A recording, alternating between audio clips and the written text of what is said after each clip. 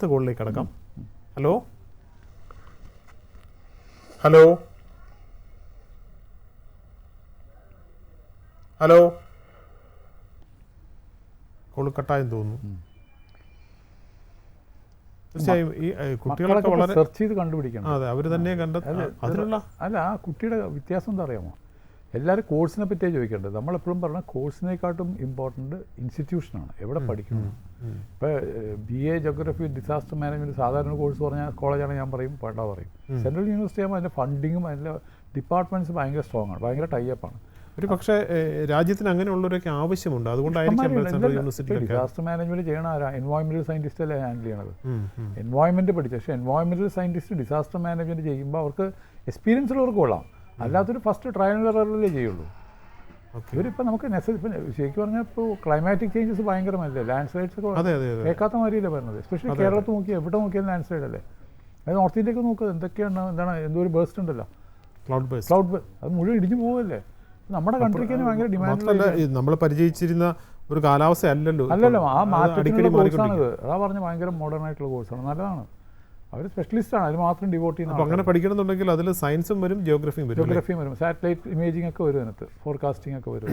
അത് IIT ആയിട്ട് ബന്ധപ്പെട്ടാണോ? IIT ആണ് ഇത് സാധ്യമായി. അവർക്ക് M.Tech ജിയോളജി വിത്ത് ഡിസാസ്റ്റർ മാനേജ്മെൻറ്റ്, M.Tech ജിയോളജി വിത്ത് റിമോട്ട് സെൻസിങ്, സാറ്റലൈറ്റ് സെൻസിങ്, അത് പ്രിഡിക്റ്റ് ചെയ്യാൻ വേണ്ടി അവർ തുടങ്ങിയത്. അവർ പയനിയേഴ്സാണ്. അത് ഇലക്ട്രോണിക്സുമായിട്ട് സാറ്റലൈറ്റ് കമ്മ്യൂണിക്കേഷൻ. പക്ഷേ അതിപ്പോൾ പ്രൈമറി ലെവലിലൊക്കെ ഡിഗ്രിയിലൊക്കെ കൂടി തുടങ്ങി. പണ്ട് എല്ലാവർക്കും ഒന്നും IITP പഠിക്കാൻ പറ്റില്ല, അവിടെ കിട്ടുമല്ലോ സീറ്റ്, ആകെ 10 സീറ്റൊക്കെ അല്ലേ ഉള്ളൂ. അതിപ്പോൾ ട്രിക്കിൾ ഡൗൺ ചെയ്ത് ഇതിൻ്റെ എസെൻഷ്യാലിറ്റി വെച്ച് സെൻട്രൽ യൂണിവേഴ്സിറ്റിയാണ് അടുത്ത IIT അടുത്ത കോളിലേക്ക് കിടക്കാം. ഹലോ ഹലോ കേൾക്കുന്നത് വ്യക്തമല്ല കേട്ടോ, കോള് വ്യക്തമല്ല. ഹലോ കോള് ഒന്നുകൂടെ പറയാമോ? പറഞ്ഞത് വ്യക്തമായിരുന്നില്ല.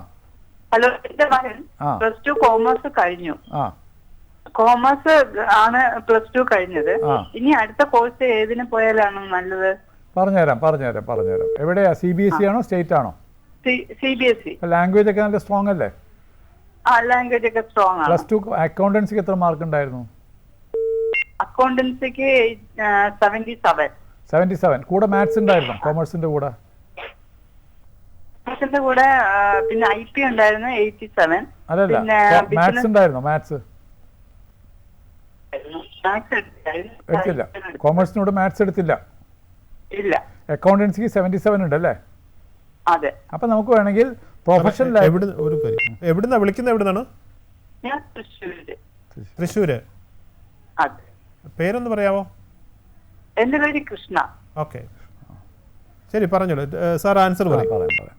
അമ്മ മക്കളായിട്ട് ഇരുന്നിട്ട് CA കാര്യം ആലോചിച്ചോ?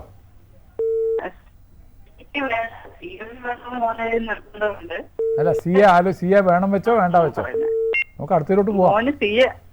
CA പഠിക്കാൻ ഒരുപാട് പ്രയാസമുണ്ട്. അതാണ് നിങ്ങളുടെ ഒരു തീരുമാനം ആയാൽ ഞാൻ ഏൽപ്പിക്കണ്ട. അപ്പോൾ മാർക്ക് ഒരു 70%, 77% ഒക്കെ അക്കൗണ്ടൻസിക്ക് ഉണ്ടെങ്കിൽ CAക്ക് ത്രഷോൾഡ് പോരാ പറയും. ഒരു 80 ആൻഡ് എബവ് അല്ലെങ്കിൽ 85 ഒക്കെ ആണെങ്കിൽ CAക്ക് നമുക്ക് വിടാം. പിന്നെ ഞാൻ നിങ്ങൾക്ക് ഇതിൽ കൂടി പറഞ്ഞിട്ട് മോനെ CAക്ക് അയക്കേണ്ട പറഞ്ഞാൽ എന്നെ പറ്റി ഒരു നെഗറ്റീവ് വ്യൂ വരുന്നുണ്ട്. അതുകൊണ്ടാണ് അപ്പം നിങ്ങൾ തന്നെ തീരുമാനിച്ച് നല്ലത് എന്തോ പറയില്ല അങ്ങനെ വാക്ക്. അപ്പം ആ CA വേണ്ട വെച്ച് നന്നായി കേട്ടോ. CA, CS, CMA പറയുന്നുണ്ട് മകൻ. ഞാൻ ഒന്ന് പറയാം. CA, CS, CMA, CFA മാറ്റി വയ്ക്കുക. ACCA വിരോധമില്ല. നമുക്കെന്താ വെച്ചാൽ നമ്മൾ കുട്ടീനെ പഠിപ്പിക്കുമ്പോൾ കുട്ടിയുടെ കഴിവനുസരിച്ച് പഠിപ്പിക്കണം. തുമ്പിനെ കൊണ്ട് അവർക്ക് ജീവിക്കണം, അവർ പഠിക്കുന്നത് സന്തോഷമായിട്ട് ജീവിക്കണ്ടേ. പറ്റാത്ത കാര്യത്തിനാ ACCA അല്ല CA പഠിച്ചാലേ ലോകത്ത് അവസാനം മറ്റേ ബെസ്റ്റ് ആവുള്ളൂ ഒന്നുമില്ല. അപ്പോൾ ACCA അയാളുടെ ലെവൽ, അയാളുടെ കപ്പാസിറ്റിക്ക് പറ്റിയ ACCA നോക്കുക. രണ്ടാമത്തത് ഇൻ്റഗ്രേറ്റഡ് MBA ശ്രദ്ധിക്കുന്നുണ്ടോ? പിന്നെ ഇൻ്റഗ്രേറ്റഡ് MBA ഇൻ്റഗ്രേറ്റഡ് MBA +2 കഴിഞ്ഞ് നേരിട്ട് അല്ല അമ്മ, ഒന്ന് BCom വിത്ത് ACCA, രണ്ടാമത്തെ choice integrated MBA, third choice BCom, fourth choice BBA. എല്ലായി 4 ചോയ്സായി. BBA നാലാമത്തെ എഴുതിയല്ലോ. ഇത് ഒരെണ്ണം അമ്മയ്ക്ക് ചോദിക്കാം, വിസ്തരിച്ച് പറയാം. അപ്പൊ ACCA മോന് ഇഷ്ടമായിരുന്ന BCom പ്ലസ് ACCA ഏതാ ഞാൻ പറയേണ്ടത് കൂടുതൽ? ആദ്യത്തെ പറഞ്ഞു. ആദ്യത്തെ പറഞ്ഞാൽ മതി. ഏതാ? BCom വിത്ത് ACCA. അതെ. അപ്പൊ അത് നോക്കിക്കോളാം. ഒരു കാര്യം മാത്രമേ ഉള്ളൂ, അത്യാവശ്യം വേണ്ടി പുറത്തേക്ക് അയക്കുവോ? പുറത്തേക്ക് അയക്കുമെന്ന് വെച്ചാൽ ഒരു പ്രശ്നങ്ങളാണ് അമ്മ. കുട്ടികൾ നമ്മൾ വിളിക്കും ഒക്കെ പഠിച്ചു, ഇപ്പൊ വീട്ടിൽ നിന്ന് അച്ഛനും പുറത്തു പോകാൻ പാടില്ല. ഇന്ത്യയിൽ പറ്റത്തില്ല സർ. ഞാൻ അങ്ങനെയൊന്നും പറയില്ല അമ്മ. ACCAക്ക് ഓപ്പർച്യൂണിറ്റി കൂടുതൽ പുറത്താണ്, അതുകൊണ്ടാണ് ചോദിച്ചത്. അല്ലാണ്ട് അങ്ങനെ ഇല്ല എന്ന് നമ്മൾ പറയാൻ പാടുള്ളതാണ്. അപ്പോൾ പുറത്തേക്ക്, അതായത് ആ കുട്ടി ACCA പഠിച്ചാൽ അവൻ ഒരു ദിവസം അമ്മയോട് പറയും എനിക്ക് നല്ല ശമ്പളമൊക്കെ കിട്ടണം, പുറത്താണ്, ഞാൻ പോട്ടെ ചോദിക്കും. അപ്പം അന്ന് അമ്മ ഈ ചാനൽ വിളിച്ച് ചോദിക്കരുത്, അന്ന് പറഞ്ഞില്ല, അതുകൊണ്ടാണ് പറഞ്ഞത്. മനസ്സിലാണോ? അപ്പോൾ ACCA എന്ന് പറയുമ്പോൾ നമ്മൾ പാരൻസ് ഒരു വിൻഡോ ഓപ്പൺ ചെയ്യണം. വേണ്ടി വന്നാൽ അവന് യൂറോപ്യൻ സി എന്ന് പറയുന്ന പേര് എന്താണ്? European C. Middle east accept ചെയ്യേണ്ടതിന് മിഡിൽ ഈസ്റ്റിലും പോവാം. ഇവിടെ കുറേ MNCs ഉണ്ട്, മൾട്ടിനാഷണൽ കമ്പനീസ് ഉണ്ട്, അവരും ചെയ്യും. പക്ഷെ നമ്മൾ കോമൺ ആയിട്ടുള്ള ഇന്ത്യൻ പ്ലാറ്റ്ഫോമിൽ ACCA അത്ര വർക്ക് ചെയ്യില്ല. അതുകൊണ്ടാണ് പറഞ്ഞത്. പഠിച്ചോട്ടെ, നല്ലതാണ്. BCom വിത്ത് ACCA നല്ല കോഴ്സാണ്, ജോലി കിട്ടും, ഓപ്പർച്യൂണിറ്റീസ് കൂടുതലാണ്. പക്ഷേ ഈ ഒരു കാര്യം മനസ്സിൽ സങ്കല്പത്തിൽ വെച്ചോളൂ. ഒരാവശ്യം വന്നവൻ പുറത്ത് പോകണമെന്ന് പറഞ്ഞാൽ അത് പിടിച്ച് കെട്ടിയിട്ടേ വേണമെങ്കിൽ അയക്കണം. അത്രേ ഉള്ളൂ കേട്ടോ. അടുത്ത രണ്ടാമത്തെ ചോയ്സ് കൂടെ പറഞ്ഞു കൊടുക്കാം. അങ്ങനെയാണെങ്കിൽ ആണോ? രണ്ടാമത്തെ ചോയ്സ് കൂടെ പറയാം. അമ്മ ഓർമ്മയുണ്ടോ രണ്ടാമത്തെ ചോയ്സ് എന്താണ്? അല്ലല്ല, അമ്മയ്ക്ക് ഓർഡർ തെറ്റിപ്പോയി. Integrated MBA. അത് സൂപ്പർ കോഴ്സാണ് അമ്മ. ന്യൂ ജനറേഷൻ കോഴ്സാണ്. തുടങ്ങിയിട്ടൊരു 4 കൊല്ലമൊക്കെ 5 കൊല്ലമൊക്കെ ഫസ്റ്റ് ബാച്ച് പാസ്സായി. +2 കഴിഞ്ഞാൽ മക്കൾക്ക് നേരിട്ട് മാസ്റ്റേഴ്സ് എടുക്കാം. ഒരു 28 or 29 സ്ഥാപനങ്ങൾ തുടങ്ങിയിട്ട്. അമ്മ സംസാരം കേൾക്കുന്നതിന് ഹൈലി എഡ്യൂക്കേറ്റഡ് ആയിരുന്നു തോന്നുന്നു. അത് കാരണം അമ്മ ഒരു സൈറ്റിന്റെ പേര് IPMAT എന്നുള്ള സൈറ്റ്, IPMAT എന്ന് എഴുതിക്കോളൂ. IPMAT.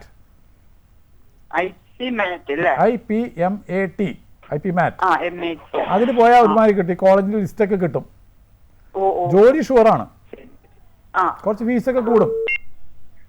അമ്മ പുറം രാജ്യങ്ങൾക്കോട്ട് അയക്കട്ടെ, കേരളത്തിന് തൃശ്ശൂരിൽ നിന്ന് പുറത്തോട്ട് വിടുവോ പയ്യന? വിടുവോ? അപ്പോൾ അയച്ചോ. IPMAT പഠിക്കണം. ചിലപ്പോൾ കേരളം വിട്ടുപോകേണ്ടി വരും. തമിഴ്നാടുണ്ട്, കോയമ്പത്തൂരുണ്ട്, പിന്നെ ചെന്നൈയിലുണ്ട്, ബാംഗ്ലൂരുണ്ട്, പൂനെയിലൊക്കെ ഉണ്ട് കോളേജുകൾ കേട്ടോ. അപ്പോൾ അതും കൂടി ആ ഓപ്ഷൻ നമ്മ ഗൂഗിളിൽ പോയി പഠിച്ചോളൂ കേട്ടോ. കേരളത്തിൽ ഇല്ലേ? കേരളത്തിൽ ഇല്ല, ആരും തുടങ്ങിയിട്ടുള്ളത്. ആണോ? ഓക്കെ. താങ്ക്സ്. ഓക്കെ. ഈ IPMAT-നെ കുറിച്ച് ഞാൻ അടുത്തിടെ ഇങ്ങനെ, കാരണം ഇതിനെപ്പറ്റി വലിയ പരസ്യങ്ങളൊക്കെ വരുന്നുണ്ട്. അപ്പം ഞാനിതിനെ തിരക്കിയപ്പോഴാണ് ഇങ്ങനത്തെ ഇതിനെക്കുറിച്ച് അറിയുന്നത് തന്നെ. അത് അതിൻ്റെ ഒരു അഡ്വാൻറ്റേജ് ഒന്ന് വിശദീകരിക്കാമോ? കാരണം ഒറ്റയടിക്ക് മാസ്റ്റേഴ്സ് കിട്ടും. ഇതിനു മുമ്പ് ഒരു ക്വസ്റ്റ്യൻ കേട്ടില്ലേ? 5 വർഷത്തെ 6 വർഷം 5 വർഷം ഒരു കൊല്ലം ലാഭം. 1 വർഷം ലാഭവുമാണ്. ലിറ്ററലി അല്ല, ഒരു കൊല്ലം ലാഭം കിട്ടും. പ്ലസ് ആൻഡ് മൈനസ് ഒക്കെ കിട്ടും. റിസൾട്ട് വന്ന് കയറുമ്പോൾ ഒരു കൊല്ലം പോകും. മാനേജ്മെന്റ് കോഴ്സ് +2 അല്ല ഹ്യൂമാനിറ്റീസ്, കോമേഴ്സ് ഒക്കെ പഠിക്കുന്ന കുട്ടികൾക്ക് ഇതൊരു പുതിയ നല്ലതാണ്. ഒന്ന് കൊല്ലം ലാഭിക്കണം മാത്രമല്ല, നമ്മൾ ഇതിനു മുമ്പ് ഒരു കേസ് കേട്ടു, നല്ല മാർക്കുണ്ട് പക്ഷേ. ഹലോ, അടുത്ത കോളിലേക്ക് കേൾക്കാം. ഹലോ സാറേ, നമസ്കാരം. പറഞ്ഞു, എവിടുന്നാണ് വിളിക്കുന്നത്? കൊല്ലം. പേരൊന്നുകൂടെ പറയാമോ? ചന്ദ്രബോസ്. പറഞ്ഞോളൂ സാറേ. എനിക്ക് എന്റെ മോക്ക് പിന്നെ BSc മാത്സ് ആയിരുന്നു എടുത്തേക്കുന്നത്. അത് കഴിഞ്ഞിട്ട് ഇനിയിപ്പോ എന്തിനു പോണോന്ന് ചോദിക്കാനാണ്. നമുക്ക് BSc മാത്സ് കഴിഞ്ഞാൽ 90% ആൾക്കാർ പോണ കോഴ്സ് MSc മാത്സ്, അല്ലെങ്കിൽ കുറച്ച് ശതമാനം ആൾക്കാർ പോണത് MSc സ്റ്റാറ്റിസ്റ്റിക്സ്. മാർക്ക് എത്രയുണ്ട്? മാർക്ക് 90-85 ഭയങ്കര ബുദ്ധിയുള്ള കുട്ടിയാണല്ലോ. ഭാഗ്യമുണ്ടല്ലോ സാറേ. മോക്കിപ്പോ ഒരു CAക്ക് പോകണമെന്നൊരു ആഗ്രഹം വന്നു, അതുകൊണ്ട് അതും കൂടെ ഒന്ന് ചോദിക്കാനാണ്. CAക്കോ? മടിയില്ലാണ്ട് വിട്ടോ, ഫസ്റ്റ് അറ്റംപ്റ്റിൽ പാസ്സാകും, ഷുവറാണ്. മടിയില്ല. ഇത്രയും ബുദ്ധിയുള്ള കുട്ടി CA ഒക്കെ സുഖമായിട്ട്. പക്ഷെ ഒരു കാര്യമുണ്ട്, അച്ഛൻ കണക്ക് കൂട്ടണം. അച്ഛനല്ലേ കണക്ക് കൂട്ടേണ്ടത്? ഒരു 3 മുതൽ 4 കൊല്ലം പെൻഡിങ് വെക്കേണ്ടി വരും എല്ലാ കാര്യങ്ങളും. 2 കൊല്ലം 3 കൊല്ലം 2 കൊല്ലം 2.5 കൊല്ലം കൊണ്ട് കോഴ്സ് കഴിയും. പക്ഷെ എന്നാലും നമ്മൾ ഉദ്ദേശിച്ച മക്കൾക്ക് കുറച്ച് പേപ്പേഴ്സൊക്കെ ടഫ്, ആദ്യത്തെ പ്രിലിംസിൻ്റെ പേപ്പേഴ്സൊക്കെ ടഫാണ്. അത് ക്ലിയർ ചെയ്യാൻ ചിലപ്പോൾ ഒരു 3 കൊല്ലം, ചിലപ്പോൾ 4 കൊല്ലം എടുക്കും. പക്ഷെ വർത്താണ് അച്ഛാ. എന്താ പറയുക, ഒരു CA അങ്ങോട്ട് പാസ്സായ ലൈഫ് ടൈം കോഴ്സാണ്. പിന്നെ ഒന്നും പഠിക്കണ്ട. MBBS കഴിഞ്ഞാൽ PGക്ക് വേണ്ടി നമ്മൾ ഓടണ്ടേ? ഇപ്പോൾ വിളിച്ചവരൊക്കെ BBA കഴിഞ്ഞാൽ എവിടെ പോകണം, MBAക്ക് ചോദിക്കണ്ടേ? അങ്ങനെ ചോദ്യമില്ല. CA അൾട്ടിമേറ്റ് ആണ്. അയാൾ പ്രൊഫഷണലാണ്. ഒരു CA പഠിച്ച ആൾ അൺഎംപ്ലോയിഡ് എന്ന് പറഞ്ഞ സംഭവം ഞാൻ കേട്ടിട്ടില്ല, എവിടെയില്ല, പ്രസിദ്ധീകരിച്ചിട്ടില്ല, അങ്ങനെ ഇല്ല അത്. അപ്പോൾ അദ്ദേഹം അത്രയും പ്രൊഫഷണലി അഷ്വേർഡ് കോഴ്സാണ്. ആളുണ്ടോ കൂടെ? ഉണ്ടോ ആള് കൂടെ ഉണ്ടോ? നിങ്ങൾ ചോദിച്ചാ മോളാണോ മോനാണോ? മോളോട് ഒന്നും മിണ്ട. ഹലോ പറ.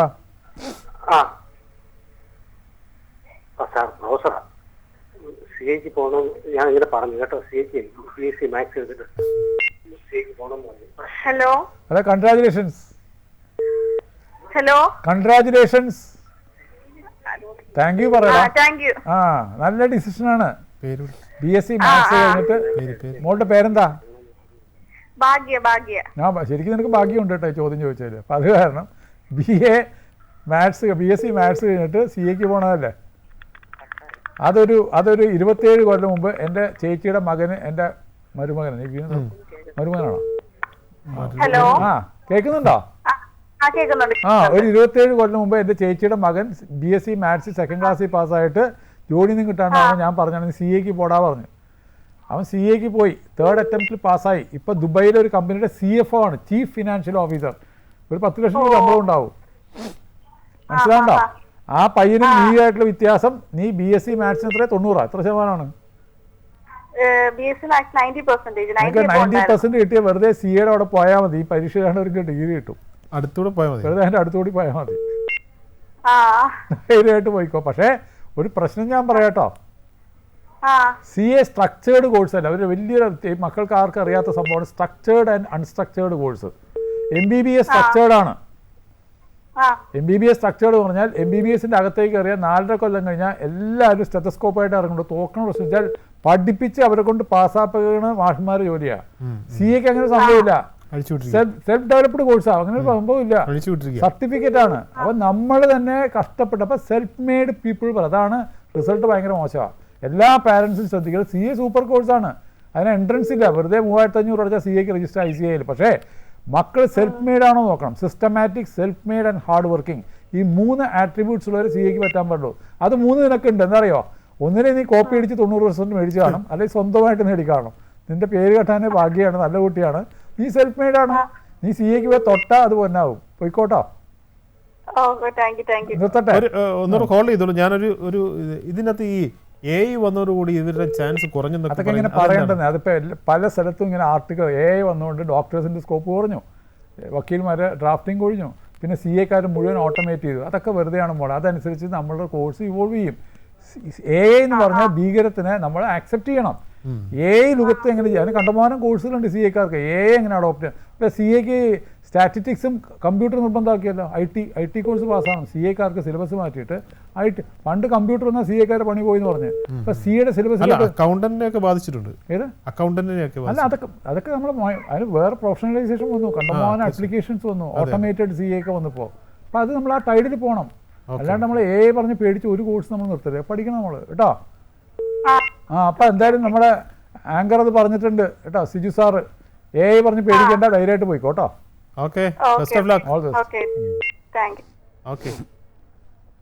നല്ല ക്വസ്റ്റ്യൻ, നല്ല ചോദ്യമാണ്. വാലിഡ് ആയിട്ടുള്ള ക്വസ്റ്റ്യൻസ് ആണ്. അദ്ദേഹത്തിൻ്റെ ഫാദറാണ് ആദ്യം വിളിച്ചത്, ഡയറക്റ്റ് ചെയ്തത്. കുട്ടികൾ തന്നെ ഇതിനോട് കുറച്ചുകൂടെ ഇനിഷ്യേറ്റീവ് ചെയ്യാവുന്നതാണ്. അവർക്കവിടെയാണ് കുറച്ചുകൂടെ മനസ്സിലാവുക.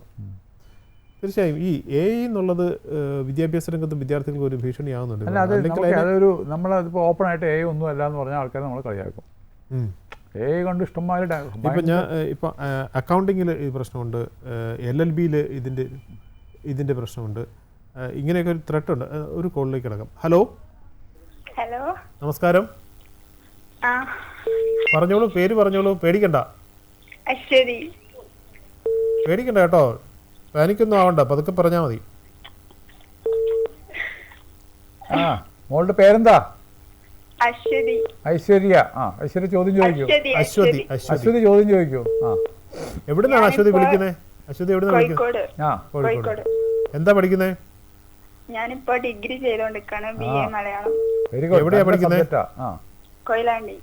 കൊയിലാണ്ടിയിൽ. എന്താ സംശയം? പറഞ്ഞു, സാർ ഇരിപ്പുണ്ട്, പറഞ്ഞു. ഇപ്പോ 5th സെമസ്റ്റർ ആണ്. അപ്പൊ ഇത് കഴിഞ്ഞിട്ട് IFS ആണ് നോക്കുന്നത്, സിവിൽ സർവീസ്. അപ്പൊ അതിലേക്ക് ഇനി എന്താണ് ചെയ്യേണ്ടത്? നമുക്ക് 2 കാര്യങ്ങൾ ചെയ്യാം മോളെ. മോൾക്ക് 6th അല്ലേ, 6ാമത്തെ സെമസ്റ്റർ അല്ലേ? അതെ. BA എന്താണ്, ഓണേഴ്സ് ആണോ അല്ല BA അല്ലല്ല BA മലയാളം 3 ഇയർ കോഴ്സ് ആണോ 4 ഇയർ കോഴ്സ് ആണോ? 4 ഇയർ. അപ്പൊ ഇനിയും 1.5 കൊല്ലം ഇല്ലേ? നമ്മൾ സിവിൽ സർവീസിന് തയ്യാറാകേണ്ടത് 18 മാസത്തിന് മുമ്പാണ്. അത് കറക്റ്റ് ടൈം ലൈൻ വേണമെങ്കിൽ പറഞ്ഞു തരാം. 18 മാസം മുമ്പ് തയ്യാറാകണം. പല ആൾക്കാരും സിവിൽ സർവീസ് തോക്കണം എന്താ വെച്ചാൽ നേരത്തെ തുടങ്ങിയോണ്ടാ, നേരത്തെ തുടങ്ങിയാൽ തോറ്റു പോകും. 4 കൊല്ലം മുമ്പ് ജീവിതം ഈ സ്ഥലത്ത് കണ്ടോ 8ാം ക്ലാസ് മുതൽ സിവിൽ സർവീസിന് പഠിപ്പിക്കുക. എന്തിനാണ് പിള്ളേരെ കൊണ്ട് കൊല്ലണം? എന്തൊക്കെ ജീവിക്കേണ്ട പിള്ളേർക്ക് അവർ 8ാം ക്ലാസ്സിൽ അത്രമാത്രം. നമ്മളെ 18 മാസം ടൈം സ്കെയിൽ എത്രയാ? അപ്പൊ നിനക്ക് 18 മാസമാണ്. 1.5 കൊല്ലം. അപ്പൊ നിനക്ക് നീ 1.5 കൊല്ലം ഉണ്ടെന്നാണ് ഞാൻ മനസ്സിലാക്കണം അല്ലേ? അപ്പൊ നീ കറക്റ്റ് ടൈമിലാണ് ജയ്ഹിന്ദ് ടി വിയിൽ വിളിച്ചത്. നിമിത്തമാണ്. അപ്പൊ ഇന്ന് തുടങ്ങിക്കോ, നാളത്തേക്ക് ആക്കണ്ട, ഇന്ന് തുടങ്ങിക്കോ സിവിൽ സർവീസ് പ്രിപ്പറേഷൻ കേട്ടോ. നീ ഒരു 1-2 ചെറിയ സ്റ്റാറ്റിസ്റ്റിക്സ് ഒക്കെ പറഞ്ഞുതരാം മോൾക്ക് ഇൻട്രസ്റ്റഡ് ആയിട്ട്. മോള് നോക്കിയാ സിവിൽ സർവീസിനെ പറ്റി UPSC നോക്കിയാ? എത്ര എക്സാം ഉണ്ട്? പ്രിലിംസ്, മെയിൻസ്, ഇന്റർവ്യൂ അല്ലേ? ഏതാ ടഫ്, ഏതാ ബുദ്ധിമുട്ട്?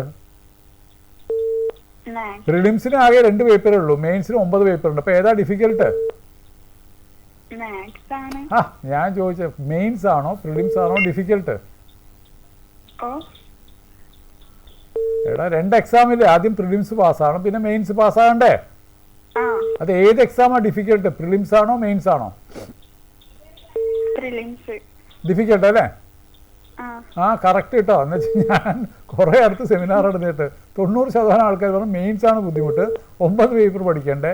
ഇതൊന്നും പഠിക്കാനില്ല, ഒറ്റ പേപ്പറേ ഉള്ളൂ പഠിക്കാൻ.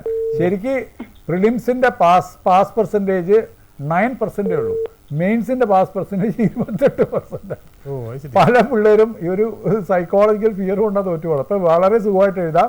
കൂടുതൽ പഠിക്കരുത്, കൂടുതൽ വായിക്കരുത്, വേണ്ടാത്ത വായിക്കരുത്, കൂടുതൽ കൊല്ലങ്ങളും സ്പെൻഡ് ചെയ്യരുത്. 18 മാസം ക്രിസ്പായിട്ട് നീ ഒരു 6 hours per day പ്രിപ്പയർ. ഇപ്പൊന്നും വേണ്ട, അടുത്ത് വരുമ്പോൾ 6 hours per day വെച്ചാൽ സുഖമായിട്ട് നിനക്ക് സിവിൽ സർവീസ് പാസ്സാകും. നിനക്ക് സീക്രട്ട് കേൾക്കണോ?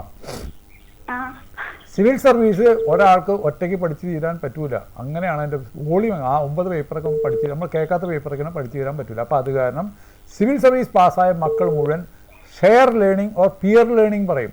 2-3 സുഹൃത്തുക്കൾ ഇരുന്ന് പഠിച്ചാൽ 3 പേർക്കും കിട്ടും. ഒരാളൊറ്റയ്ക്ക് പഠിച്ചാൽ, ഞാൻ പ്രോബിലിറ്റി പറയാട്ടോ, ഒരാളെ കൊണ്ട് തന്നെ പ്രത്യക്ഷത്തിൽ കാണിക്കരുത്. അത് കാരണം മോളിപ്പോൾ തന്നെ മോളമാരി സിവിൽ സർവീസ് തയ്യാറാകുന്ന 2-3 മക്കളെ കണ്ടുപിടിക്കുക ക്ലാസ്സിൽ നിന്ന്. എന്നിട്ടൊരു സ്ട്രാറ്റജി ഉണ്ടാക്കിയിട്ട് അങ്ങോട്ട് പഠിച്ചോളൂ, പാസ്സാകും. പോരെ പോരെ മതിയോ? Okay, all the best. തീർച്ചയായും ഈ സിവിൽ സർവീസ് വലിയൊരു ഫാൻസി മേഖല കൂടിയാണ്. പലർക്കും അതിനെ എങ്ങനെ അപ്രോച്ച് ചെയ്യണം എന്നുള്ളതിൻ്റെയാണ്. ഒരു സയൻറ്റിഫിക് ആയിട്ട് അപ്രോച്ച് ചെയ്തില്ല എന്നുള്ള ഒരു കോളിലേക്ക് കിടക്കാം. ഹലോ നമസ്കാരം. നമസ്കാരം സാർ. സാർ ഞാൻ തിരുവനന്തപുരത്ത് നിന്ന് ചന്ദ്രൻ നായരാണ് സാർ. സാറിനോട് പൊതുവായിട്ടൊരു ചോദ്യം ചോദിക്കാനുണ്ട്. ചോദിച്ചോട്ടെ സാർ? സാർ, ഡിഫൻസിലേക്ക് പോകാൻ കുട്ടികൾ താല്പര്യം കുറഞ്ഞാണ് ഇപ്പൊ കാണുന്നത്. അതേസമയം നാഷണൽ ഡിഫൻസ് അക്കാദമി NDAയിലേക്ക് പോകാനായിട്ട് അവർ താല്പര്യവും കാണിക്കുന്നുണ്ട്. സാർ, ഇത് രണ്ടും തമ്മിലുള്ള അഗ്നിവീറിനെ പറ്റിയും ഈ ഡിഫൻസിൽ ഈ 3 ഫോഴ്സിലേക്കുള്ളതിനെ പറ്റി ചുരുക്കിയ രീതിയിൽ കാണിച്ച ഒരുപാട് പേര് വിളിക്കുന്ന കാരണം കൊണ്ട് ഞാനും ചുരുക്കുന്നു സാർ. താങ്കൾ ഡിഫൻസുമായിട്ട് ബന്ധപ്പെട്ട ആരെങ്കിലും ആണോ? അല്ല സാർ, എന്റെ മകൻ എന്താന്ന് വെച്ച് കഴിഞ്ഞാൽ നേവിയിൽ നിന്ന് റിട്ടയർമെന്റ് ആയ ആളാണ്. ഇതൊരു പൊതുവായിട്ടുള്ള ഒരു അഭിപ്രായമാണ് സാർ. ഇത് ഞാൻ പറഞ്ഞോട്ടെ? പറഞ്ഞോളൂ സാർ. സാറേ, ഒരുപാട് പേര് വിളിക്കുന്ന കാരണം കൊണ്ട് ചുരുക്കി കുഴപ്പമില്ല, പറഞ്ഞോളൂ. ഇത് അതുമായിട്ട് ബന്ധപ്പെട്ട ആൾ തന്നെ. സാറ് പറയും. നാഷണൽ ഡിഫൻസ് അക്കാഡമി NDA പറഞ്ഞാൽ ഗോൾഡൻ എൻട്രി പറയും. ഗോൾഡൻ എൻട്രി വെച്ചാൽ അത് സ്വർണ്ണവാതിലാണ്. ബാക്കി ഇനി 5 എൻട്രി ഉണ്ട്. ഒന്നാമത്തെ പറഞ്ഞത് 10ാം ക്ലാസ് കഴിഞ്ഞാൽ ME പറയും, മെട്രിക് എൻട്രി. +2 കഴിഞ്ഞാൽ നാഷണൽ ഡിഫൻസ് അക്കാഡമി. 3ാമത്തേത് CDSE. 4ാമത്തേത് AFCAT. 5ാമത്തെ ടെക് എൻട്രി. 6ാമത്തേത് മെഡിക്കൽ ആൻഡ് ടീച്ചിങ്. അങ്ങനെ 6 രീതിയിൽ നമുക്ക് അകത്തേക്ക് പോകാം ഡിഫൻസിലോട്ട്. അതിൻ്റെ ഗോൾഡൻ ഗേറ്റിൽ ഗോൾഡൻ എൻട്രി NDA ആണ്. ഇപ്പോൾ ഇന്ത്യയിൽ നോക്കുകയാണെങ്കിൽ ഡിഫൻസിൻ്റെയും നേവിയുടെ, ആർമിയുടെ, എയർഫോഴ്സിൻ്റെ ടോപ്പിൽ വരുന്ന ഓഫീസേഴ്സൊക്കെ 90%ഉം NDA എൻട്രിയാണ്. ഏറ്റവും ടഫസ്റ്റ് ട്രെയിനിങ്ങും ബെസ്റ്റ് ഓപ്പർച്യൂണിറ്റി NDAക്കാർ വെച്ചാൽ മിടുമിടും. ഇപ്പോൾ IIT-കാർ, നമ്മൾ എഞ്ചിനീയേഴ്സ് IIT-കാർ മിടുക്കന്മാരാണ് പറഞ്ഞ മാതിരി NDA വഴി വന്നവർക്കൊക്കെ മിടുക്കന്മാരാണ്. അതാണ് ഇന്ത്യയിൽ ഏറ്റവും കൂടുതൽ ഇടി വരുന്നത് നാഷണൽ ഡിഫൻസ് അക്കാഡമിയാണ്. അതുകൊണ്ടാണ് അതിൽ തിരക്ക് വരുന്നത്. ഈ NDAയിൽ അപ്പോൾ ഏത് സ്ട്രീമിലും അല്ല ഏത് ഏജിലും അത് കയറാൻ പറ്റുമോ? ഇല്ല, NDAക്ക് മാത്രം date of birth cut off ആണ്. ബാക്കിയുള്ളതിനില്ല. 23 വയസ്സ്, 25 വയസ്സ്. അല്ല, ഞാൻ അങ്ങനെയല്ല ഉദ്ദേശിച്ചത്. +2-നാണോ ഡിഗ്രി ലെവലിലും ഓരോ ലെവലിലും +2 അല്ല NDA +2 ആണ്. അതിന് കഴിഞ്ഞാലും ഇപ്പൊ സാർ പറഞ്ഞു CDSE ഡിഗ്രി അത് തന്നെ പല രീതിയിൽ പല ലെവലിൽ, അതായത് 10ാം ക്ലാസ്സുകാർക്കുണ്ട്, +2കാർക്കുണ്ട്, ഡിഗ്രിക്കാർക്കുണ്ട്, അതാണ് ബിടെക്കാർക്കുണ്ട്, പല എൻട്രി ഉണ്ട്. പ്രൊഫഷണൽ മെഡിക്കൽ 6 എൻട്രി ഉണ്ട്. പക്ഷേ ഈ ഏറ്റവും കൂടുതൽ ആൾക്കാർ ട്രൈ ചെയ്യുന്നതും ഏറ്റവും കൂടുതൽ ആൾക്കാർ കയറുന്നതും അവർക്ക് ഏറ്റവും കൂടുതൽ സ്കോപ്പ് വരുന്നത് NDA എൻട്രിയാണ്. എഞ്ചിനീയറിംഗ് എൻട്രീനെക്കാട്ടും കൂടുതൽ NDA ഭയങ്കര ഗ്ലാമറസ് ആണ്. അപ്പോൾ ഗവൺമെൻറ് ഡെഡിക്കേറ്റ് പിള്ളേർ 18 വയസ്സിലാണ് കയറുന്നത്. 21ാമത്തെ വയസ്സിൽ ആർമി ഓഫീസറാണ്. ഒരു PG കഴിഞ്ഞ് വരുന്നത് 30-31 വയസ്സായി. ശരിക്കും ആർമിക്ക് വേണ്ടത് ആ യങ് ടൈമിലല്ലേ വേണ്ടത്. അപ്പോൾ എപ്പോഴും ഗ്ലാമറസ് എൻട്രി, ഗോൾഡൻ എൻട്രി പറഞ്ഞത് NDA ആണ്. അപ്പോൾ അങ്ങനെ ചോദിച്ച ചോദ്യം പ്രസക്തിയാണത്. അതാ കാരണം. ഹലോ, കേട്ടോ? കേട്ടിട്ടുണ്ടാവും, ഒരു പക്ഷേ കോൾ കട്ടായെന്ന് തോന്നുന്നു. നമ്മൾ പറഞ്ഞു വന്നത് AI ഒരു സ്വാധീനത്തെക്കുറിച്ചാണ്. AI എങ്ങനെയാണ് ജോലി സാധ്യതകളെ ബാധിക്കുന്നത്, അല്ലെങ്കിൽ പുതിയ ഓപ്പണിംഗ് തുറക്കുന്നത് പറഞ്ഞ കാര്യത്തിലോട്ട് തന്നെ വരാം. അതായത് AI എന്ന് പറഞ്ഞ സംഭവം ഉണ്ട്. അത് ഇതിൻ്റെ കമ്പ്യൂട്ടർ പേടിക്കേണ്ട കാര്യമില്ല, ഒന്നുമില്ല. AI കൊണ്ട് ജീവിക്കാൻ പറ്റും. AI കൊണ്ട് എങ്ങനെ ലൈഫ് കംഫർട്ടബിൾ ആക്കണം നോക്കണം. AI കൊണ്ട് എങ്ങനെ നമ്മൾ ജീവിക്കാൻ നോക്കണം, മനസ്സിലാവുണ്ടോ? അതാണ് നോക്കേണ്ടത്. AI മാറ്റിയിട്ടൊരു ജീവിതം രക്ഷയില്ല. അത് ആക്സെപ്റ്റ് ചെയ്യണം. അതിൻ്റെ ചേഞ്ച് മോഡറേഷൻ വരേണ്ടത് AI-ക്കല്ല, മോഡറേഷൻ വരേണ്ടത് നമുക്കാണ്. ഈ ക്ലൈമാറ്റിക് ചേഞ്ചസ് നമ്മൾ ജീവിച്ച് പഠിച്ചില്ലേ ഇപ്പോൾ? അതേമാതിരി നമ്മൾ മാറാൻ പഠിക്കണം. AI നമ്മുടെ ലൈഫ് കംഫർട്ടബിൾ ആക്കും. AI ഇല്ലെങ്കിൽ നമ്മുടെ സിഗ്നേച്ചർ പോകും, ഐഡന്റിറ്റി പോകും. AI വെച്ചേ പോകുള്ളൂ. ഇപ്പം എല്ലാവരും AI നോക്കിയിട്ടല്ലേ കാര്യങ്ങൾ പറഞ്ഞത്. പിന്നെ അതിൻ്റെ കൂടെ കുറേ ആൾക്കാർ അത് മോശമാണ്, അതിങ്ങനെയാണ്, അങ്ങനെയാണ്, അത് നമ്മൾ പ്രസക്തിയില്ല, സത്യമില്ല പറയരുത്. അതിന് പോസിറ്റീവാക്കി എടുക്കാൻ നോക്കാം. ഇപ്പോൾ ആർക്കിടെക്ചറിൻ്റെ മുഴുവൻ പോയെന്നല്ലേ പറഞ്ഞു. നമ്മൾ വീട്ടിലിരുന്നിട്ട് ഒരു സ്പേസ് കൊടുത്തു കഴിഞ്ഞാൽ നമുക്ക് ഡിസൈൻ മുഴുവൻ ഉണ്ടാക്കി കിട്ടും. പക്ഷെ അത് പലയിടത്തും വലിയ ഹെൽപ്ഫുൾ ആയിട്ടുണ്ട്. ഇത് ഈ എക്സാമ്പിൾ പറയുകയാണെങ്കിൽ ഈ കോഡിങ്ങിൻ്റെ ഒക്കെ സമയത്ത് പണ്ട് മെനക്കെട്ട രീതിയിരുന്നതൊക്കെ ഇപ്പം കോഡിങ് ഇതിലൂടെ സാധ്യമാകുന്നു. 85% IT-ക്കാരും സോഫ്റ്റ്വെയർ ഡെവലപ്മെൻറ്റ് ആൻഡ് കോഡിംഗ് ആയിരുന്നു. ഇപ്പോൾ കോഡിംഗ് കസ്റ്റമൈസ് ചെയ്ത് ഇത് പേയ്മെൻറ്റ് കൊടുത്താൽ അതിൻ്റെ കംപ്ലീറ്റ് പ്ലാറ്റ്ഫോം കിട്ടും. അതുകൊണ്ട് പറഞ്ഞാൽ IT എല്ലാ ജോലി, എവിടെ IT ജോലി പോയത്? IT-ക്കാർ എടുക്കുന്നില്ല. ചില ആൾക്കാർ സ്റ്റാറ്റിസ്റ്റിക്കലായിട്ട്, അത് അങ്ങനെയാണല്ലോ, ലോകത്തെല്ലാം രണ്ടു വശം പറയാമല്ലോ. സ്റ്റാറ്റിസ്റ്റിക്കലായിട്ട് കുറേ ആൾക്കാർ. നമുക്ക് അടുത്ത കോളിലേക്ക് കടക്കാം. ഹലോ, നമസ്കാരം. എവിടുന്നാ വിളിക്കുന്നത്? എറണാകുളത്ത് നിന്നാണ്. പേരുടെ പറയാവോ? ഗായത്രി എന്നാണ് പേര്. പറഞ്ഞോ. ചോദിച്ചോട്ടെ?